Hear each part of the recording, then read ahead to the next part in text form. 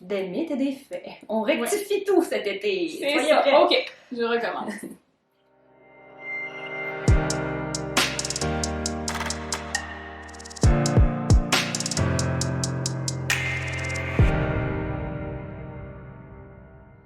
Bonjour, alors pour notre nouvelle capsule estivale de la chaîne Deux Sexologues, on vous parle aujourd'hui de faits et de mythes au niveau de la sexualité.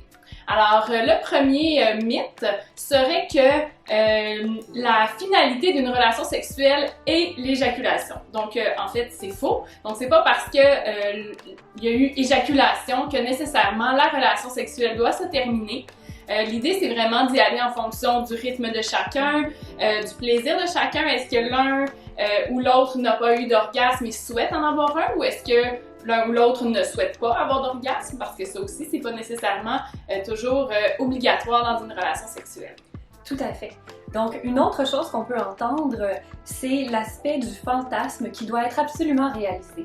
Donc, en fait, les fantasmes sont une bonne chose au niveau du désir sexuel, au niveau de la santé sexuelle, mais ils peuvent servir simplement à s'exciter, ils peuvent rester dans notre jardin secret, et parfois, il y a des choses qu'on peut imaginer qu'on ne ferait jamais dans la vraie vie. Donc, ce n'est pas une obligation, il n'y aurait pas de pression à avoir à ce niveau-là. Tout à fait. Donc, un autre élément serait de dire que parce que j'ai du désir, je dois nécessairement actualiser ce désir. Ça veut dire transformer mon désir en une demande pour avoir une relation sexuelle ou quoi que ce soit.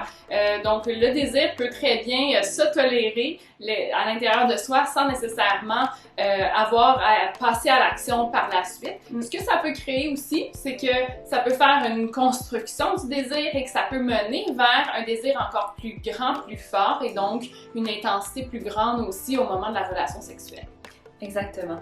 Ensuite, au niveau des mythes, on va dire, entourant la femme, on pourrait entendre parfois qu'une personne qui a plusieurs partenaires sexuels ou qui a plusieurs relations sexuelles avec différentes personnes pourrait avoir un vagin qui s'étire, pourrait avoir un vagin moins tonique, si on veut, alors que c'est totalement faux, puisque de toute façon, mettons que quelqu'un a un mari avec qui elle couche 3 fois par semaine, ça va être la même chose que si elle avait 3 nouveaux partenaires par semaine, puisque le vagin reprend sa forme initiale à tout coup et à la limite, effectivement, des fois, si on a accouché tout ça, on peut avoir des étirements, mais ça n'a rien à voir, on peut toujours retravailler, c'est un muscle.